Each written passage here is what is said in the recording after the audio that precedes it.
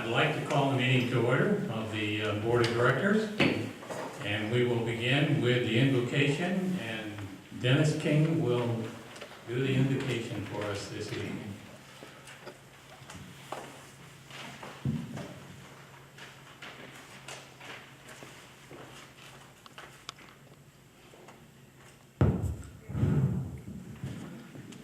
Let's pray. Heavenly Father, we come to you this day asking for your guidance, wisdom, and support as we begin this meeting. Help us to engage in meaningful discussion, allowing us to grow closer as a group and nurture the bonds of community. Fill us with your grace, Lord God, as we make decisions that affect the members of Sandy Pines. And continue to remind us that all that we do here today and all that we accomplish is for the pursuit of truth for the greater glory of you. We ask these things in your name. Amen. Thank you, Dennis. Next item on our agenda is a roll call, and we'll ask Kimberly Williams to do the roll call for us.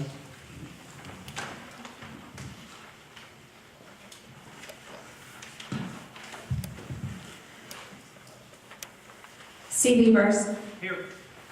Rick Dyke. Here. Raj Grinless. Here. Jenny Hager. Here. Jim Huck. Here. Dennis King. Here. And Don Van Duselaar. Here. All present. Item number 4 is the approval of the minutes of September 22, 2017. Could I have a motion to put that on the floor? I make a motion. Support. Okay, it's been moved and supported.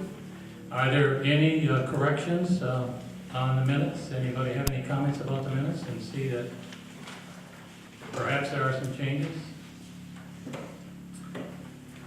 Okay, if not, then I will call for a voice vote. All in favor of the minutes, please say aye. Aye. All those opposed, same sign. That is carried. Item number 5 is the approval of new park members. The membership forms were given to the secretary and both the chairperson, and they have been signed, but it is customary that the board of directors approve all the new members. So I'd like to have a motion to that effect. Moved and supported to approve the new park members. Any comments by any board members? Okay, if not, I will ask for a voice vote. All in favor of the new park members that were presented, signify by saying aye. Aye. Opposed? Same sign. Moving on to the next item is the executive and personnel and comments by the chairman. I would just like to make a couple of comments in regards to our staff. Over the winter months and during the off-season, the staff has worked very hard and diligently getting this park ready for us for this summer. That was also in light of the fact that we had some major construction taking place in Phase 3. The 2 restrooms in Phase 3 were totally constructed throughout the off-season. It involved a lot of meetings on behalf of staff. A lot of decisions had to be made, and so it took a lot of time on behalf of our staff. And I hope that many of you had the opportunity to go by and take a look at those. They're beautiful facilities. They're also storm certified, meaning that during pretty bad weather, tornadoes, for those that live nearby, they have a place to go. And so they're very nice, and it's, like I said, if you haven't had the opportunity to see them, you should take a look. And then I want to remind you all that face-to-face meetings begin tomorrow morning at 9 o'clock in this facility. So if you have some items that you would like to discuss directly with Stephen Kubring, Gene McCubring, or board members, we welcome you to be here tomorrow morning at 9 o'clock, and we will entertain your comments and your questions. One other item is, I'd like to ask Jean to give an update on the newest FEMA application.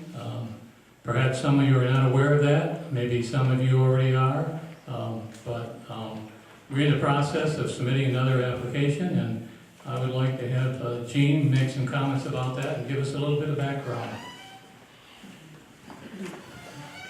Sure.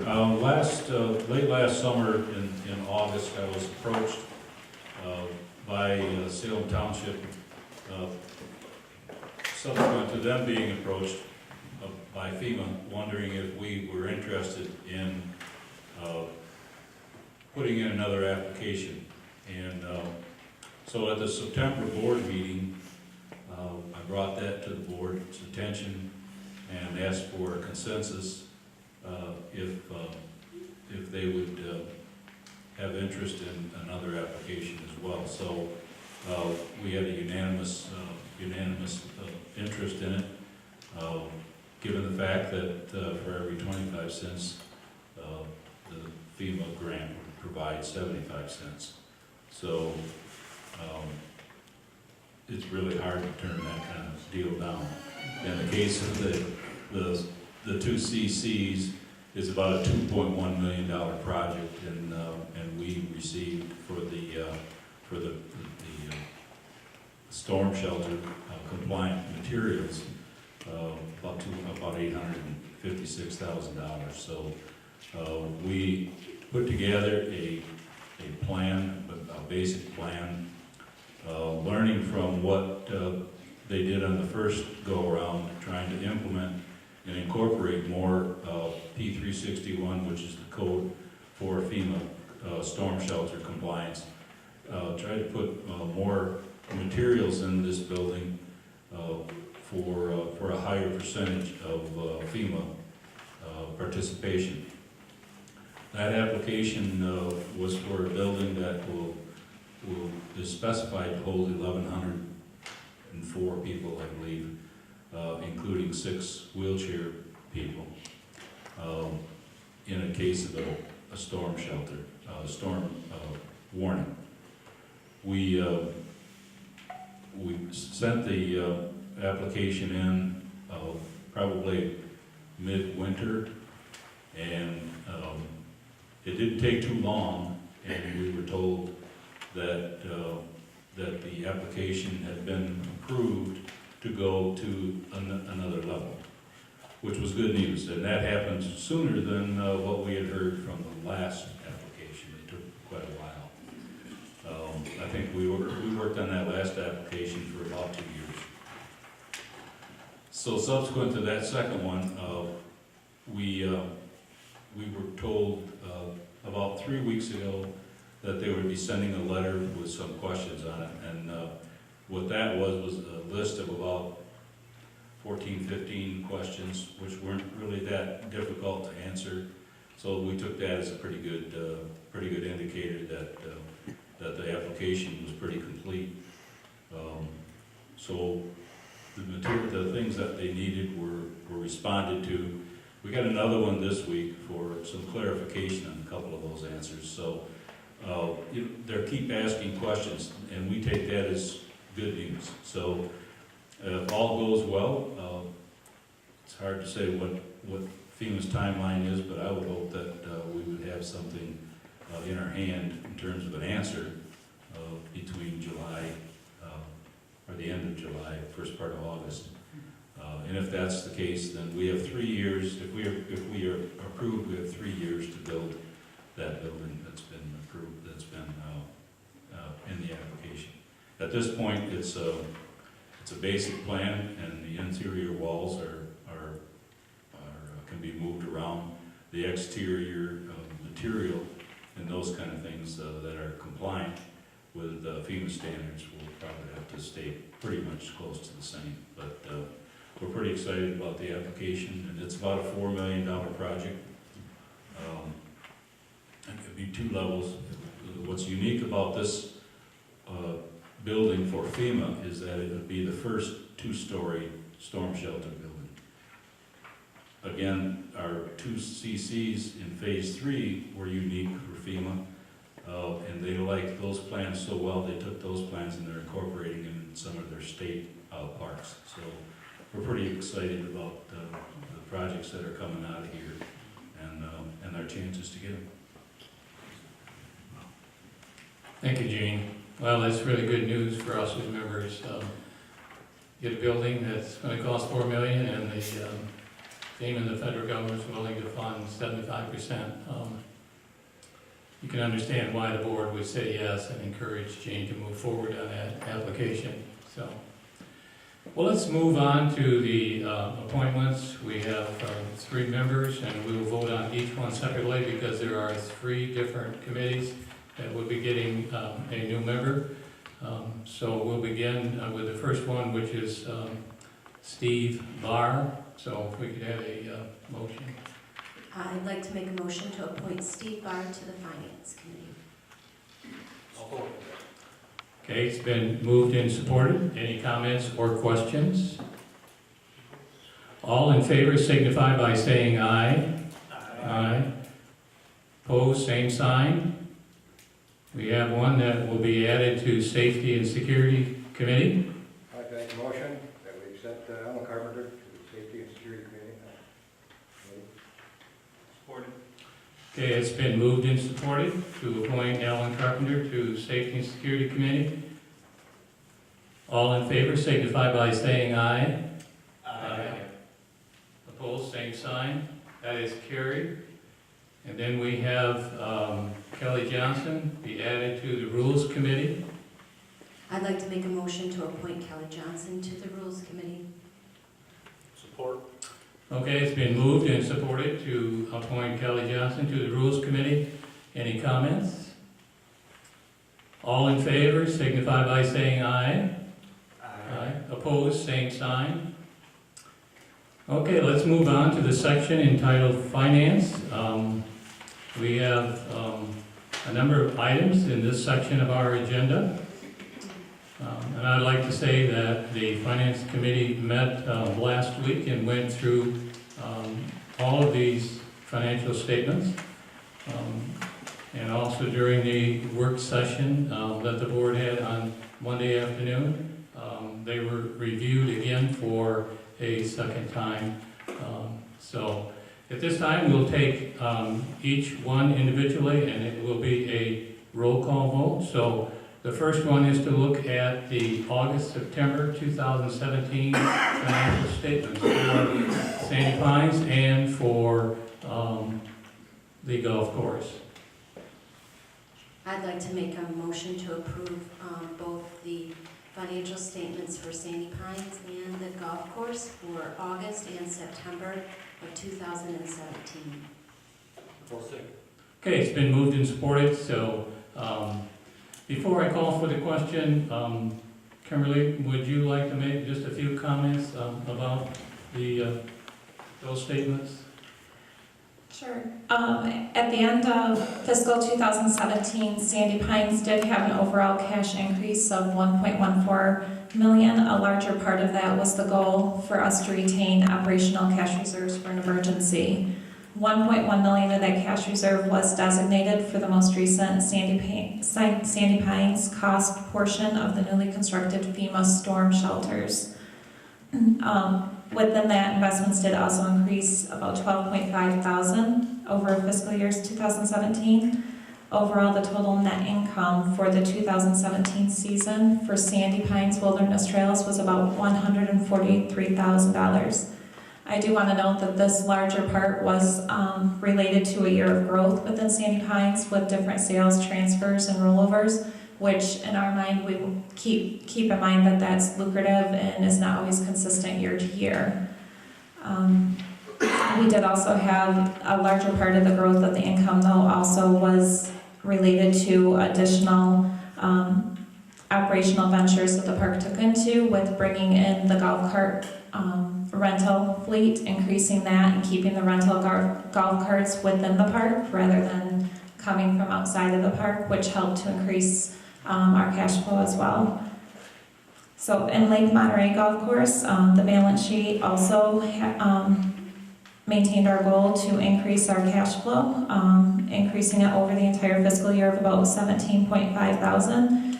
I want to note that this also allowed us to make a payment on one of the note payables to Sandy Pines of $116,000, bringing one of those notes down to exactly $150,000. The total net income for the 2017 season for Lake Monterey Golf Course was about $53,800 overall. Those are my notes for 2017. Okay, thank you. Any questions or comments by board members? Kimberly, I had some questions on just some in the check statements that I would like some clarification on. One of them was in the January statement, there was an $8,000 check for cost of goods to Rangers, and I was just wondering what that was.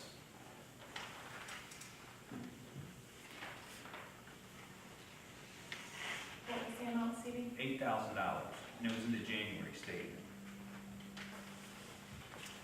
Okay, well, January 2018. Yeah. Okay, so I will present that next. Okay, Because then, this one's then, currently September. then I do have one for the 17. In December, there was an amount of $66.25 for petty cash, and there was, it looked like we were putting money taken out, it just had a petty cash, and I'm trying to figure out what that was for.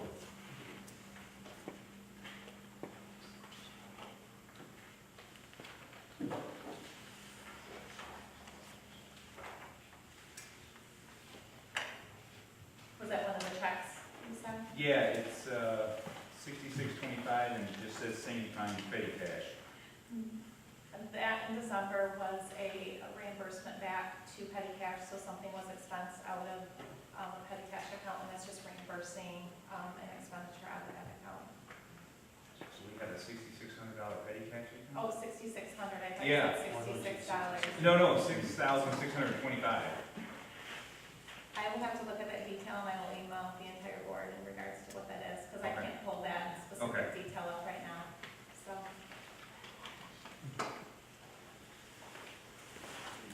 Was that September? Yeah, that's December. I will pull that up in, December, you said? Yep. That'd still be in this year, Okay. because September is the end of our fiscal Yeah, year. it's December 2017. Okay, so those are both for the current fiscal year? Yep, okay. Did you have any questions regarding last fiscal year? No, Okay. those I did not. Sorry, I didn't realize we were. No, I'm that's ahead. okay. That's okay. Okay, then we'll ask for the roll call for the August, September 2017 financial statements for Sandy Pines and the golf course. Yes. Okay, CB Burst, Yes. Rick Day, Yes. Raj Grenwas, Yes. Jenny Hager, Yes. Jim Hub, Yes. Dennis King, Yes. Donovan Dusler. Yes. All approved. Okay, let's go on then to the October 2017 to March 2018, which covers the first 6 months of this current year for both Sandy Pines and for the golf course. And I'd like to make a motion to approve the 6 months, October of 17 to March of 18 financial statements for Sandy Pines and Lake Monterey Golf Course. Second that. Okay, there's a motion and a second, so it's now open for discussion. Anybody have any comments or questions about the October to March financial statements? Kimberly, would you like to make just a couple comments about those? Is there?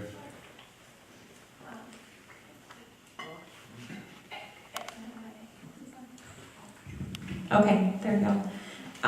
For 2018, as of March 2018, our year-to-date so far, we are positive with the position of Sandy Pines. Our improved cash position is still up about $200,000 even after the expenditures of the current CCs. The income also is overall up for both in administration and maintenance. Our net income for those departments, so there is a hold on a lot of expenditures within those areas. Overall, The one thing that I'd like to note is we are noticing a lower volume in sales, which is reflecting on the financial statements directly, so we are keeping an eye on that and just keeping that in mind, as that will result in declining sales revenue for Sandy Pines. Other than that, everything looks positive as of March. For Lake Monterey Golf Course, they're also recognizing an improved cash position, and total income is slightly higher and cost of goods sold is slightly lower from prior years, so that's always a good sign. Total net income for the golf course is approximately $17,000 higher than prior year, so the season is on the go, so it's looking good. Thank you, Kimberly. Any other comments or questions on behalf of board members? Okay, if not, then we'll ask for the roll call on that. Jim Huck, Yes. Dennis King, Yes. Donovan Dislar, Yes. C.B. Burks, Yes. Rick Day, Yes. Raj Grenlis, Yes. Jenny Hager, Yes. all approved. Okay, the next item is there's going to be a motion to consider the 2018-19 Sandy Pines and the golf course budgets. These are proposed budgets, and which also includes the operational capital, the 10-year reserve capital. So, I'd like to make a motion to approve, again, this is the first consideration of the 18-19 budget for both the golf course and Sandy Pines. okay, there's been a motion and a support. I'll support that. Did somebody already? Yes, Dennis gave the support. Thank you, Raj. Okay. You want to briefly summarize that for us, Kimberly? The Sandy Pines operational budget for our fiscal year 2019, we're proposing a net revenue pickup of $1.5 thousand, so pretty close to our current budget, but with a little bit of a pickup. The March 2018 CPI index for our Midwest region is 1.8%.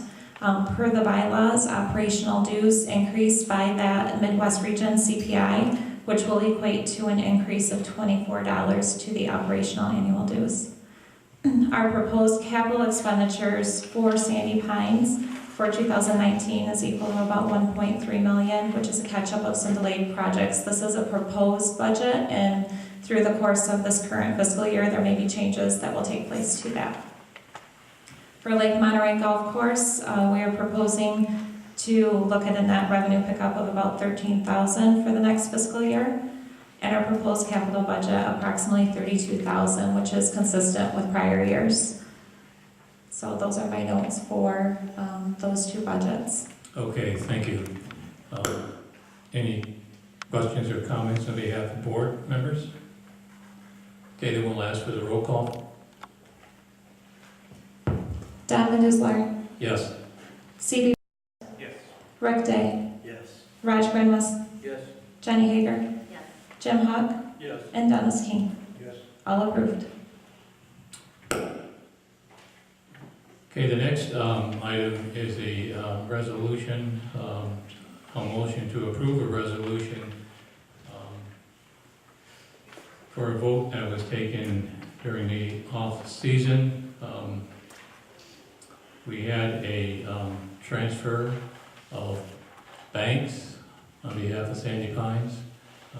We went from United to West Michigan Community Bank, and the reason why that took place is because we had originally received a proposal from United Bank for a line of credit, which was approved and adopted last September. After that took place, they came back and said their attorney had read the bylaws of Sandy Pines, and he thought that the membership had to vote on that. We consulted another attorney who represented West Michigan Community Bank, and he said, from our perspective, your bylaws allow the board of directors to move forward on a line of credit. So therefore, we took a vote during the off-season to transfer our depository from United Bank to West Michigan Community Bank, as well as a line of credit. So what is happening now is we are simply confirming the vote that took place in March earlier this year. So it's already been decided, but to make this official and to follow the bylaws, this is a confirming vote. So we need a motion. I'd like to make a motion to approve that resolution for that phone vote on March 2. Okay, Support.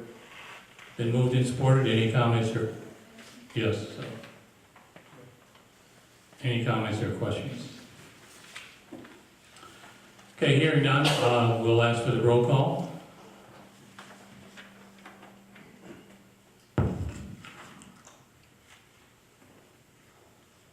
Rick Day, Yes. Roger Greenless, Yes. Jenny Hager, Yes. Jim Huck, Yes. Dennis King, Yes. Don Van Disselaar, Yes. C.B. Burks. No.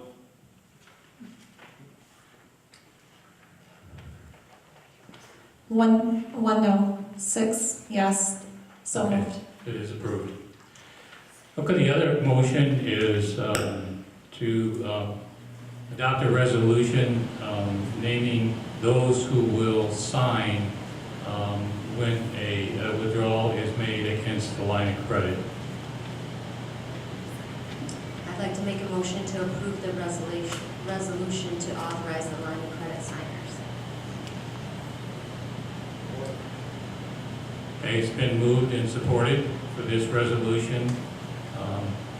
The authorized signers will be Gene Van Koopering and Kimberly Williams. Any other questions or comments? I have a question on that. The offer, so how does that work? I would think that both either Gene or Scotty would need a board approval to actually sign for any loan documentation. So should there be something in there that it should be with authorization from the board before they be the ones that sign it, and there should be something stipulating that they have some approval from the board versus just going and taking out a $2.5 million loan.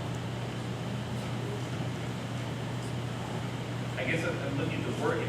We didn't read the resolution, so to me, it sounds like if Kimberly decided she wanted, don't take a strong thing, just give you an example, but if Kimberly wanted to take a vacation and go get a loan, that there's no prior knowledge of what will be going on with that between Kimberly, Jean, and the pool. Does that make sense? Kimberly, in the conversations you've had with the bank, it indicates that both of you would sign if there's a request or a need for funds to cover a capital expenditure. Yeah, even our current payables, not one check goes out without both of our signatures. Right, what I'm saying is it's a capital expenditure has to be approved by the board normally in the budget, so we would have to know before you would go do that. So we'd say I'm just thinking that we should have something in there that shows some sort of board approval before we go open up a loan. But I don't think it's worded that way in this, if you read the resolution, I don't think it reads that way. Yeah, Gene just indicated to me that any capital expenditure has to be approved by the board. So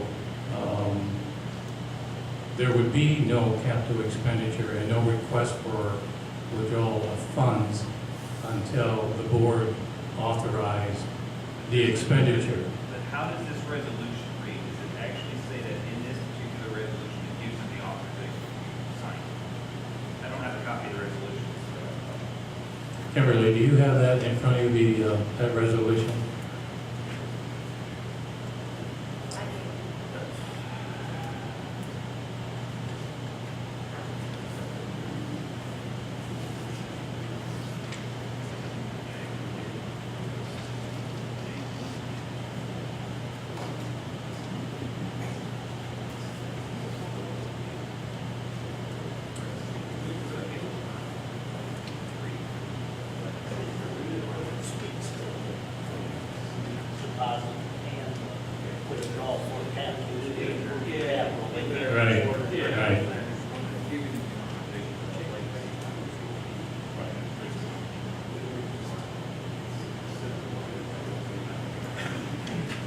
Okay, Yeah, like Jim said, we're changing banks, not procedures.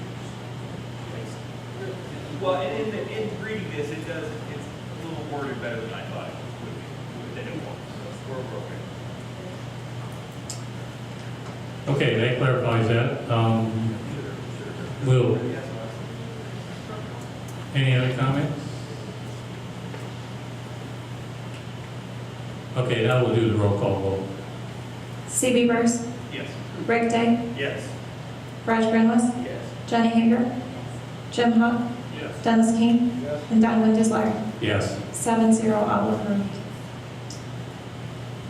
Okay, item number 7 on our agenda is old business. We have no old business to take up at this time.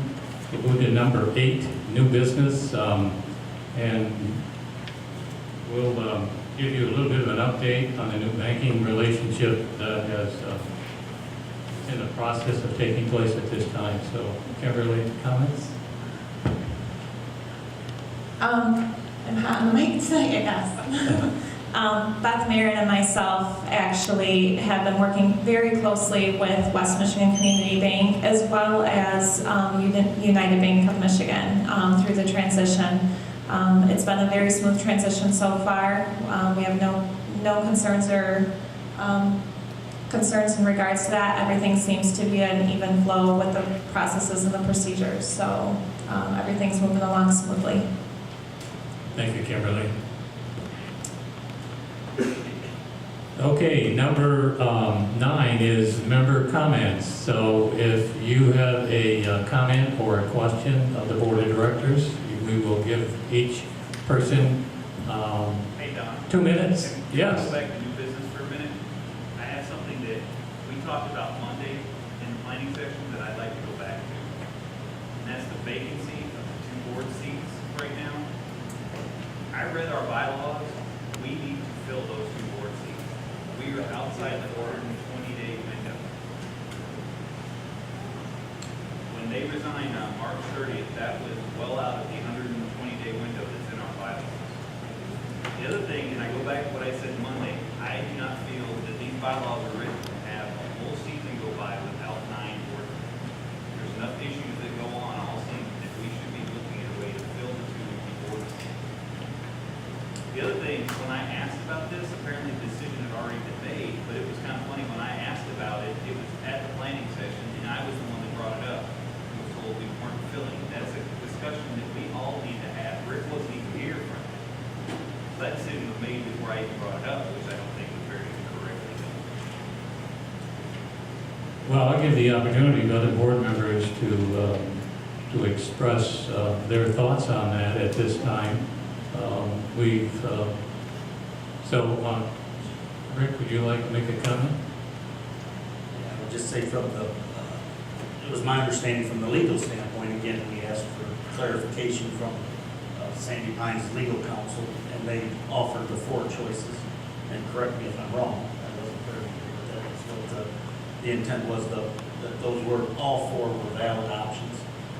And then the discussion, was going to be, if any of those choices, which one the board was going to choose.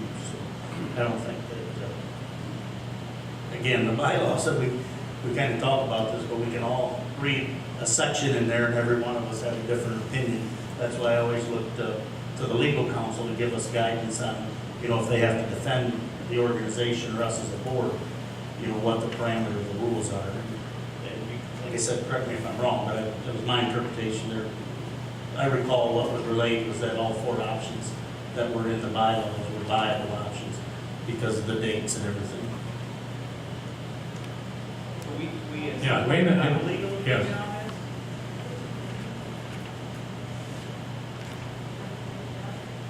Because it was never shared with me. And if I read this, we need to go with one of these 4 options, which the one that doesn't make sense is the board may allow vacancy to remain until the next annual membership of the meeting. This falls out of that 20-day window that it calls for above that. So what was his legal opinion on option number 3? And if we have a legal opinion, why wasn't it all members of the board discussed before Yeah, I don't recall legal opinion. We were simply following those 4 choices. So we can certainly ask the legal counsel for the park to give us. I think we're Yes, gonna have to, yes. because we've had this discussion all winter. We go back to these bylaws where we tried to call a special meeting this winter, and that was ignored. And then it turns out that we should have called that special meeting. And then this vote for the banking, where there was 2 or 3 of us that felt like it was not really legal, then all of a sudden we finally got a legal opinion. We cannot continue to have questions about these bylaws. We need to get the attorney in here every meeting. That's probably what we need to do, because these are what governs this park and the way the board works. Yes.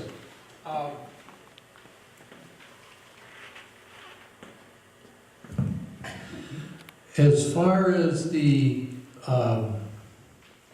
bylaws being followed, for the special meeting that was requested, it was not up to the rest of the board to educate the people that wanted the meeting that they had the right to call the meeting, and it was their duty to call the meeting, schedule the meeting, and put it down. It does not rely on the chairman, who's not even in the state, to call and schedule a meeting that he can't be at. You're right, but then some of them asked for the legal opinion of where we needed to go, and that was never offered. We never got that. The only time we got a legal opinion is when all of a sudden we wanted to vote on a banking change. And then we got a legal opinion, which was 2 months later. So the needs sometimes aren't weighed very well. Well, correct me if I'm wrong, but the majority of the board said they wouldn't attend that meeting, which is why you dropped that meeting. It wasn't because it wasn't called. No, wait a minute, I'm still speaking Dropped here. the meeting. Speak correctly then. We never dropped the meeting. You never called it. We had 4 members call it, then we asked for legal clarification of what we needed to do. And you know when we got that? 2 months later. When It's in the bylaws that you refer to so often, exactly, that 3 board members can call that meeting. Trust me, I've read this back and forth 6 times to make sure what was going on with that. And if you had read them the same way, you'd know that it only took 3 people. You could have called and scheduled a meeting, but you had to have a quorum show up. the chairman of the board told me in an email that it did not meet the bylaws. And we asked for a legal opinion of that email and never received it. It also If you said want me there to was- present it, I will. Also stated in that email that there was no such thing as an emergency meeting, which if you go back through your emails is what you kept requesting. What did the attorney say when the thing came back? That we had every right to do what we wanted to do? But it was up to you to call the meeting, and it's your lack of understanding of the bylaws. Legal opinion 2 months later, we asked for a legal opinion and couldn't even get that. Was that opinion 2 months later? It was at least 6 weeks. It was a long amount of time. March 2nd. Yeah, and I would just ask, respect everybody, let's not turn this into a Jerry Springer show. We're all in this together, but the whole issue was that the bylaws are vague, and like I go back to, we're all resident experts when we read them, and we all have different opinions. That's why, again, I asked for clarification and direction from the legal counsel, and I have a copy of that. That was March 2nd, that the attorney did respond to all of us and say what the parameters were. And granted, there wasn't enough people. I was one of them that said, yeah, let's have a meeting. But there was not enough physical bodies in the state to hold a meeting the way the bylaws are. It says where you have to have them. I mean, that's a whole another issue that we need to address moving forward. But I just ask that we be respectful of each other, and we're all adults. Let's act like it.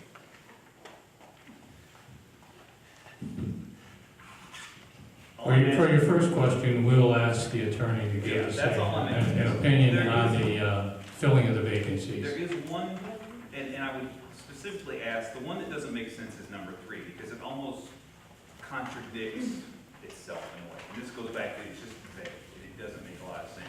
I mean, if I read it, the 120 days, we should fill it, but then it gives us the option to not fill it according to this, which makes no sense. Why you would have, then it gives it less than 120 days, just not fill it. So it seems like we need to discuss the 4 options and we'll get the opinion of our legal counsel. We'll ask him to submit an opinion for us. Okay, back to comments. Anybody that has a comment or a question, if you would come up to the mic, state your name and your site number.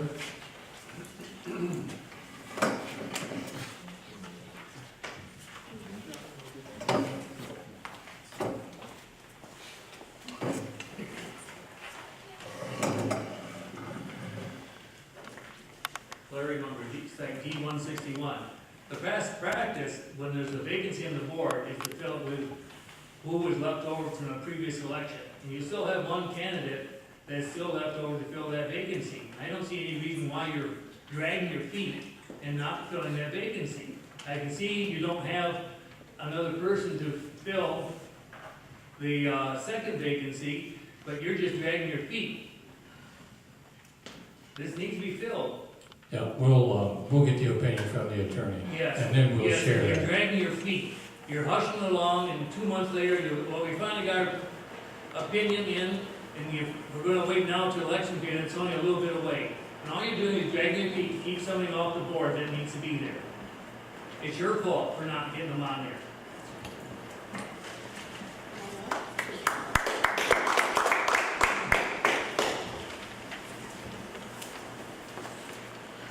Any other comments?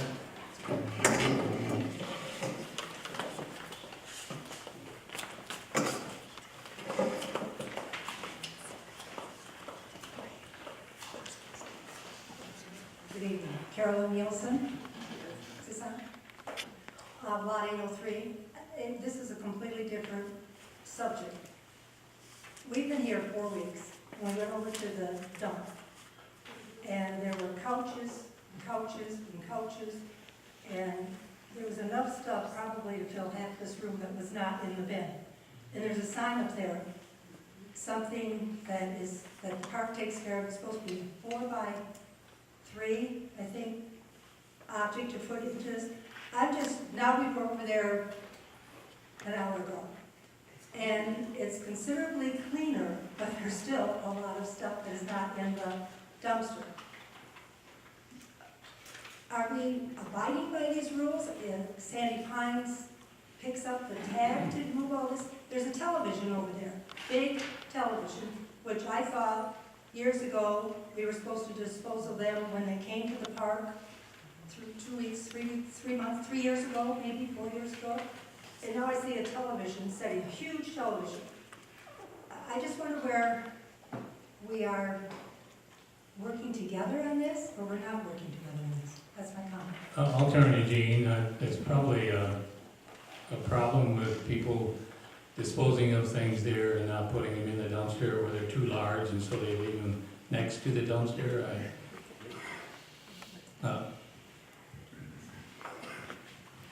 Wait till Memorial Weekend and it'll look like a beauty sport waste on the house.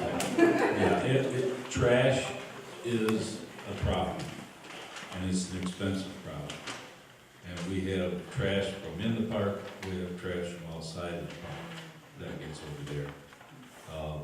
And there are a number of cases where the items that are too large to handle in a dumpster or in a roll-off, are hard to get in a roll-off, wind up on the ground, and our guys wind up handling that stuff again by hand. And but we can't have somebody out there monitoring it all the time. That's really what it would take. So and basically at every compactor we have that same issue. You'll see stuff sitting outside of a compactor as well that was just put there by a member because either A, they didn't want to throw it out, or B, or they didn't want to throw it up in there, or B, that it's something that shouldn't be in there, and they're hoping somebody comes along and wants it worse than they did. So Okay, I just wanted to make the comment because I hear our dues and, everything is going up. Well, I just feel as a camper here, we should take a little more responsibility for ourselves and not just other people. Amen. I'm with you.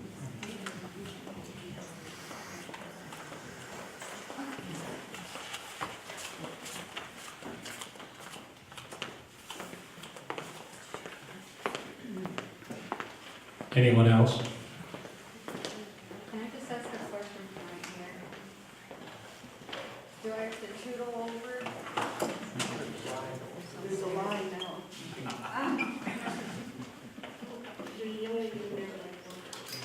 It was just referencing that. I just wanted to ask how often that is empty, I'm sorry? how often the dumpster does get empty Once a week, the roll, or the compactor. weekly, okay, that's what I wanted to know. Thank you. I have two questions. One pertains to the golf course. Would you please say your name and your site number? Dave Meadema, lot 74. Why does the golf course have to continue to pay back, and then we give them money to support the golf course so that they can pay us back? It's like robbing your kid's piggy bank, and I don't understand why it keeps going. Why can't we forgive that debt and let them show a profit and keep improving the golf course? Kimberly, were you involved at the point in which that was done? I think that goes back a few years. I think in order to... The park also goes back a few years. But I'm talking about the golf course. The park did not always own the golf course. And I think in order to make that work, and the golf course is a separate entity from Sandy Pines. It has its own financial records, its own revenue, its own expenditures. And I think in order for Sandy Pines to own that golf course, Sandy Pines had to lend money to the golf course to get it started. And now the golf course is slowly on paying that note back. Who owns the golf course? Who owns the golf course? The golf course is owned by the members. And then who are they paying back? They are two separate entities. I don't think it makes any sense to a lot of people, but maybe it makes sense to a few. I'll try and run a little bit of why it's going on. Originally, the fathers of Sandy Pines set this up so that it was a phase 6. When phase 6 was developed, that was a fund that was set aside, right? At the time, or during that time, Sandy Pines purchased the golf course back, and Byron Bank was the lender. Subsequently, someone in the board, or the board decided that it would be better for them to earn that interest than for Byron Center Bank. So they borrowed the money to the golf course, but unbeknownst to them, it was a loser. So the golf course went through about 11 years of continual losses, and to the point where Sandy Pines then had to put in some capital on a couple of occasions. So if you look at the balance sheet, there's a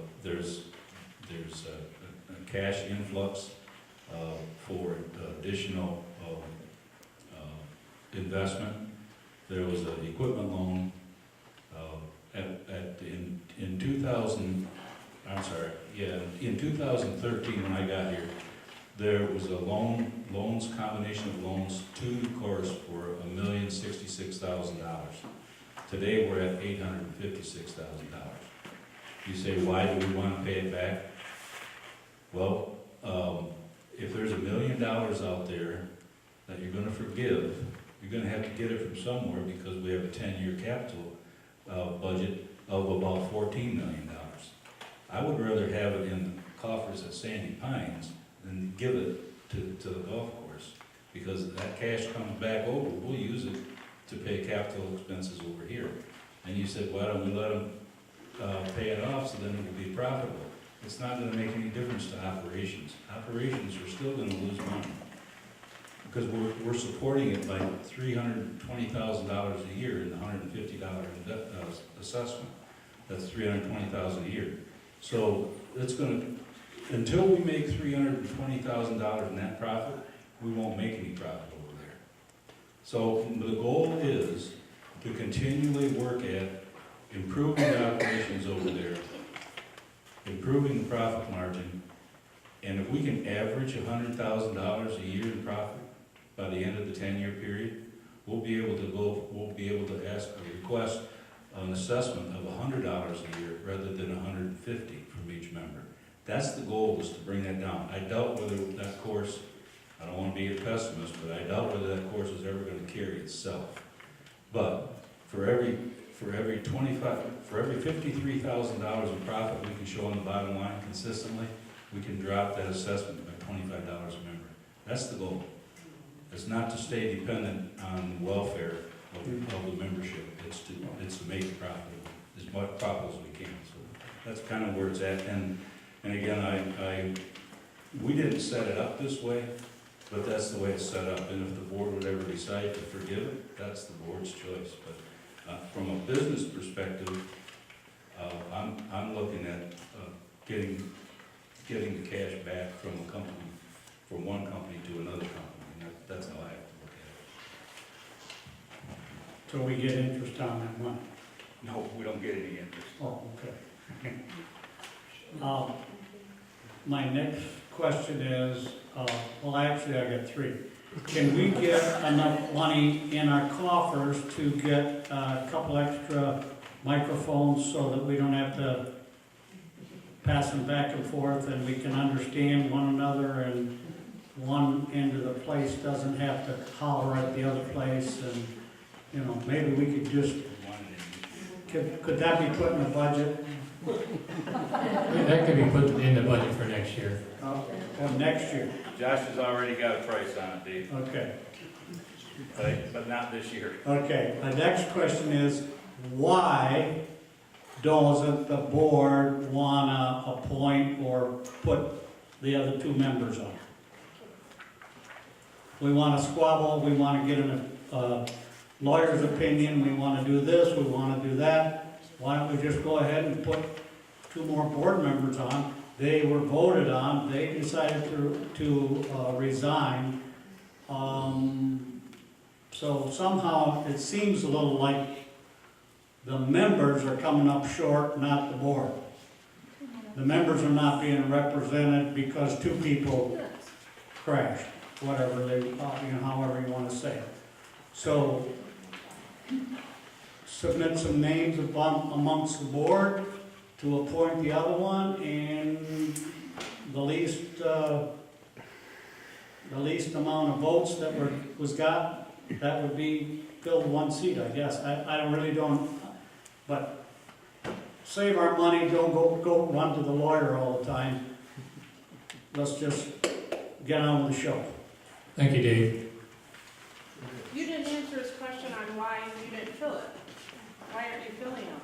He asked that question. Well, I think that the previous discussion we had, there were 4 options in the bylaws. And one of the options is that Lee goes vacant until the annual election. And we're going to get that clarified. Janet Munger, D161. I just have one question. It's more of a clarification. I would like to know the criteria on what type of a proposal you're utilizing when you have recommendations that's supposed to be brought to the board that was voted unanimously by a committee, and then the chairman, I was sit here. I don't know what happened to the motion. That's what that microphone is for. Step right up. I'm close, I'm just as tall. Put it down. Put it down. We'll pull it down. Did you not hear me? Do I need to repeat it? So can someone explain to me your criteria for your proposals? I think you have to qualify your question. I'm not sure what you're asking. Okay, I belong and am part of the safety committee. We voted unanimously on a motion to be presented to the board, a recommendation. We gave it to them. I don't see it here, and I haven't heard it discussed or voted on tonight. You have a board member that's a liaison. Dennis, do you recall that? these proposals, it's actually that there's an advisory committee, and we came in with a couple of recommendations, and they took the one, and So they didn't didn't take work on the other one. Some of them, but there's a rule out that the chairman advised us at the planning committee that we have to be more than a week advance to submit any proposals or recommendations so that they can get it on the agenda. And our meetings are just a couple days before the planning committee, so we couldn't get that in there for this month. But it's there for next June. And there's no way to make a special amount of I can understand if there was business, this new business, that's not important. But when it's something that's important that a committee took their time and efforts to put together, unanimously make this recommendation to the board, and the board ignores it, I think that's a sad commentary for the board.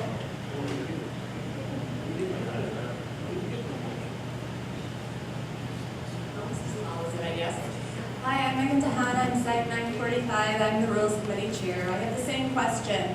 Our committee meeting for the first of this year was last Saturday, and I was told that I can submit everything and it'll go to the board on Monday, and we were all on board with this. We had them done, we had a plan for, and then I was told via email that, no, I can't do that.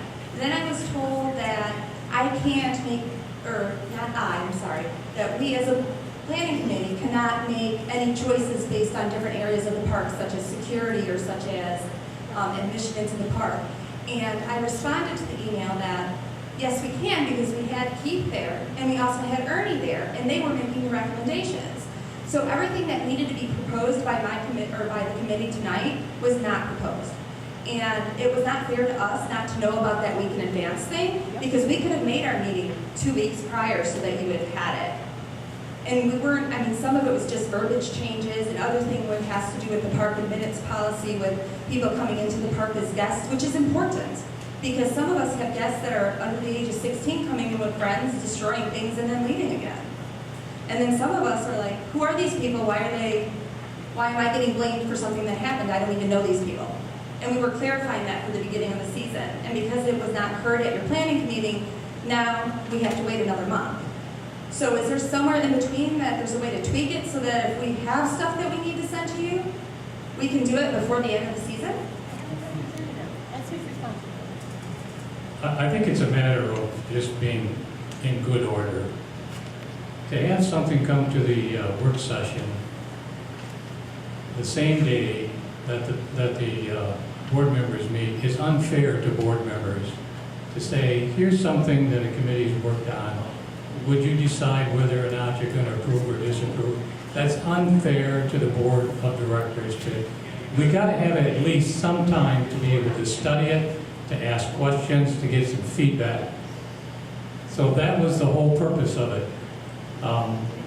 There was a, it's my understanding that there was an email that went out, was asking the chair of the committees to please have something to the board of directors 1 week before their planning commission, so they would have the opportunity to read it, to study it, to maybe get back and ask questions. That's just simply good order, and that simply wasn't the case. What you submitted, I saw it the day of the meeting. So I had no opportunity to study it. I had no opportunity to get in touch with you and ask questions.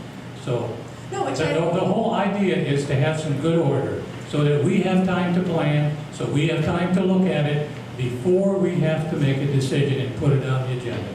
That's the whole purpose of it. Which I totally agree with. I'm not disagreeing with you, but us as committee members never received an email at the start of the season stating we had to submit stuff before a week. Because if that was the case, I would have gotten the whole committee together ahead of time to do this. I'm very organized and I'm very to the T, and I follow all of the rules to the T. So I'm not saying that you didn't do your job reviewing the rules, but whoever's in charge of sending out that email to the committees, I never got one. And had I did, I would have called Kathy and said, Kathy, I need to schedule it on this date because we need to have this in before the season starts. That's the problem. There was no communication. It came after the fact. I got it the day of the board meeting saying, well, we can't do this and you can't do that. And I'm like, Where is this coming from? I have no further email that this was even going to happen. That was my question. Is there some system that we can have in place that this doesn't happen again? Well, that's unfortunate, but going forward, we'll make sure that everybody knows that to be fair to the board of directors, we want to have some time to look at what you are proposing.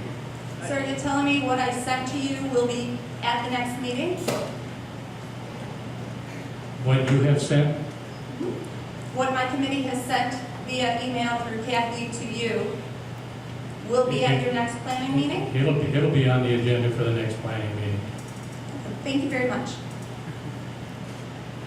To state that you're organized, okay, and that you are following any sort of rule of order is hilarious. First of all, if you were following an order and submitting that you were as organized as you're stating, everyone, in fact, all your representatives and liaisons for each of those committees would have notified the committee to let them know this is something that's happening because nobody on that committee was aware of it. Some of the things like she just said was very important. I think the things that we gave you as a recommendation was very important. Second thing, I wrote and typed the recommendation, so I know what was on them. I see here that you made a motion to appoint Ellen Carpenter, and obviously it was, I apologize because I wasn't here at the beginning of this. You approved her nomination as a member of the safety committee, correct? Yes? Yeah, Like I said, I apologize because I wasn't here for that. The other second paragraph was a next motion. So if you were able to do that, I don't understand why you weren't able to do the other one, because both of them were submitted in their proper format and just exactly as we were requested to do, and they were both on the same document. I don't understand. That right there should have been a way for you to say, okay, well, we need to look over both of these motions, not just one. Why did one carry more precedence than another when they were both presented at your work meeting on Monday? Question. Mystery. we'll look into that. Yeah, right.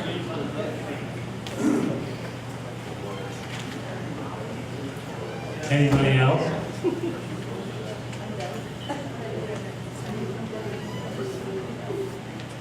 Okay, seeing none, we'll go to item, yes.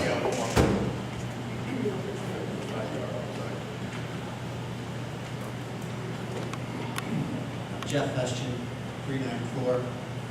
My only question, there's been a lot of discussion about we're short 2 board members. Dave was saying, why don't we appoint someone in? I don't understand. It seems like there's a reluctance from the board to bring 2 new people, 2 new perspectives, additional input. It seems like there's enough work to share the load with the board that we have. So just sitting here, I don't understand why seems like there's a reluctance to do that. That's not really a question, it's more of an observational comment. Because I'd love to see, you all work hard, you put a lot of time, you're dedicated to what you do. So I'm sure there's 2 more people out here that would love to be sitting on the board as well. Yes, we can find prospective candidates, and I'm not familiar with the bylaws enough to say what the 4 options I think there are, but my guess is you find people willing to sit on the board and try to contribute to the best of their abilities. Thank you for your comment. Are you looking for a nomination? Anyone else? You can make one TV. Kelly Johnson, C31. Looking for policies or guidelines on how you determine who can and cannot be served on committees. I read the rules and the bylaws, and I've not seen anything there, and I wanted to know if there was somewhere else.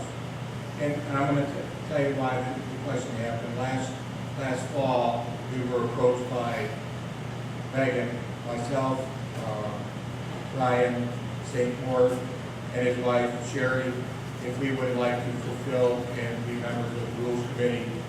We attended 2 meetings with them, and we were appointed by the Rules Committee. Now, whether they had the authority to do that or not, I'm not sure. But now, in my communication with Kathy, we were told that there's a possibility the other two, well, I was told I had to be reelected. And the other two could not serve because they're husband and wife. And I've looked all over, and maybe there's a manual somewhere that I have not been able to find. And so I'm going to bring that question so we can get into it. But the reason for the two individuals, husband and wife, was one of them is disabled. And so we put his wife on so that the communication would be clear, because she signs for Brian, to make sure he fully understands what is being presented to us at a meeting. So again, the question is there anything available that we could have and review that stipulates how you can and who can't serve on committees? Yes, those that want to serve on a committee are asked to go to the administration building and get the form to fill out. And once the form is filled out, it goes back to the committee chair, and then the committee chair will bring it to the board of directors. That's the order in which it should take place. So from what I'm hearing, then last year for the last two meetings, and we served on committees, our applications, which were turned in with Kathy, apparently didn't meet. You guys apparently didn't meet or get those applications to vote last fall. No. So there is not anything that stipulates that husband and wife can't serve on the same committee. There are. There is. There actually, I'm trying to find it right. Thanks. And I don't want to. Yes, I it won't is. even know if there is something. Yeah, it is written in the Rules Committee Charter. In the Rules Committee Charter. Yes, Okay. it states that in the Rules Committee Charter. Okay. See, if you get it, if you. Yeah, I'll try to find it, because I saw it today, and I was actually, I thought about those guys. Oh, thank you very much. Thank you for your time.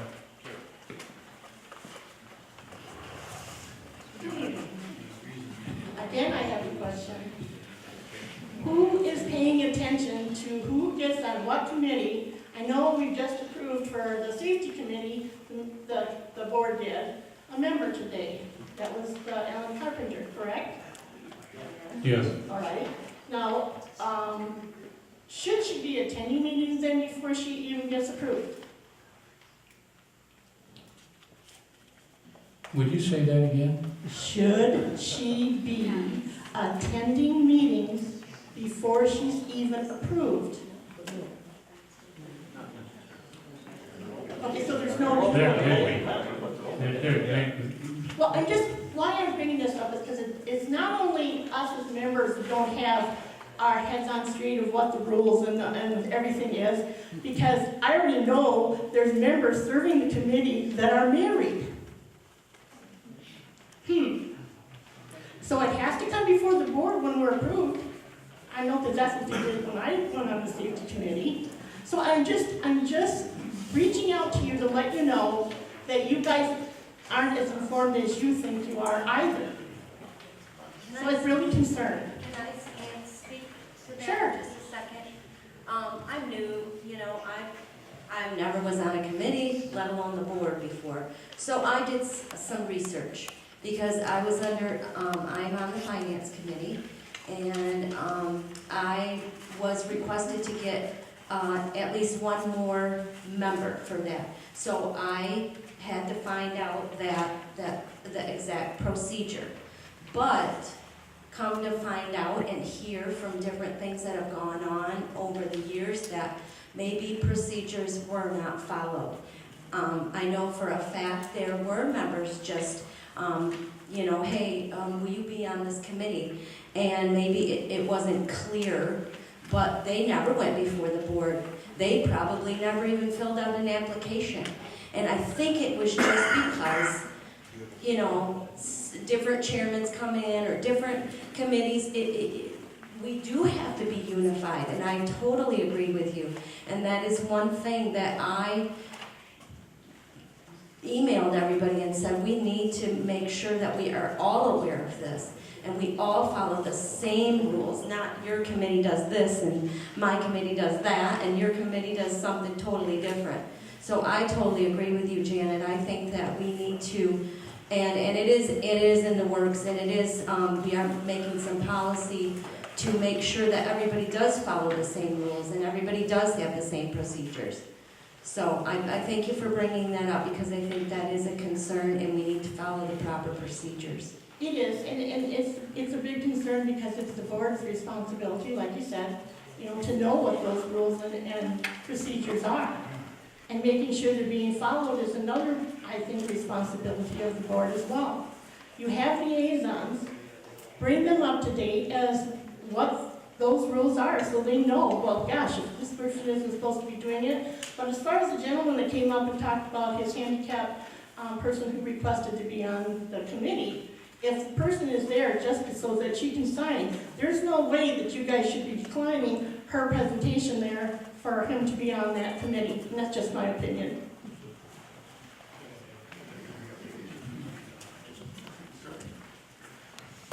It is legal too, but... Bruce Walcott, site D39. In reference to all these committees, where does, like being a member and these members, where do we go to, whether it be on the internet or on the flyer, where do we find out whose names are on what committees? Who's on these committees? How do I find that out? The executive assistant to the park president has that information.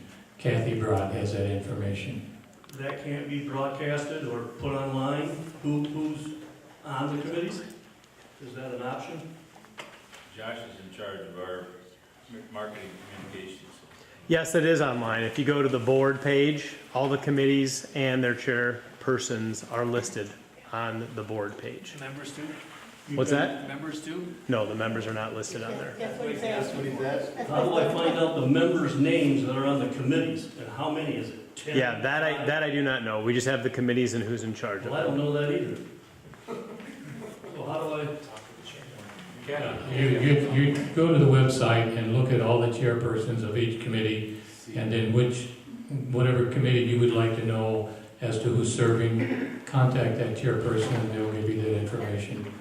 It's not secret squirrel. Well, we can No, get that information out. It's not. No, Kathy for has big- it in the office, she has a roster of each committee.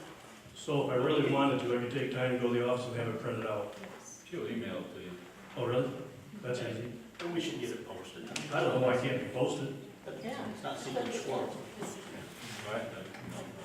I think my only question would be that we would want to have, and again, I think Kathy would get that, we want to have approval from those members because their contact information is on the roster. And I'm not sure everybody wants their personal information out there, so. But the names certainly is no problem. That's a name, that's like name, just a name, you have a concern, you know your neighbor's on a committee, you can talk to them. That's how I handled some of my reasoning, with some of the rules as they went through. I went to the chairman of the rules committee, but I need to know who he is. And then I just introduced myself and said, hey, you got it on it. Sure. That's how I started my conversation, but I don't even know who these people are. The chairs are listed. Listed on it. But the individual members beyond the chair, you can get it from Kathy, Right. minus the contact. And question number 2 in reference to that dump over there. How much a year do we spend in dumping fees? Probably about 175,000 a year, I'm going off the top of my head. Thank you. It's in the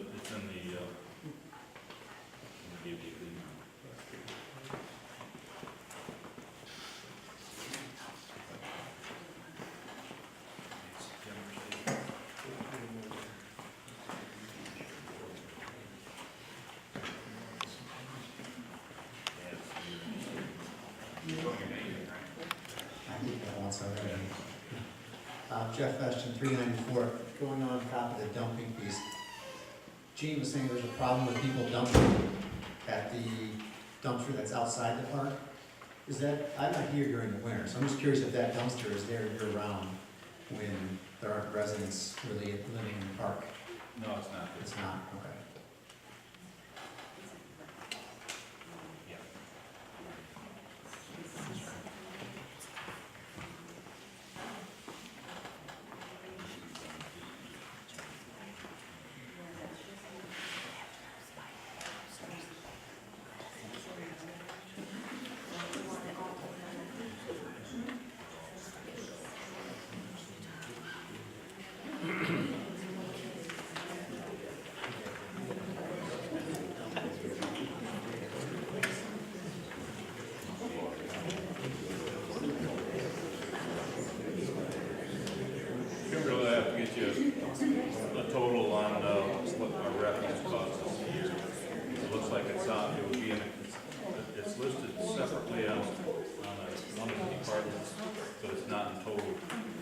be in a consolidated statement.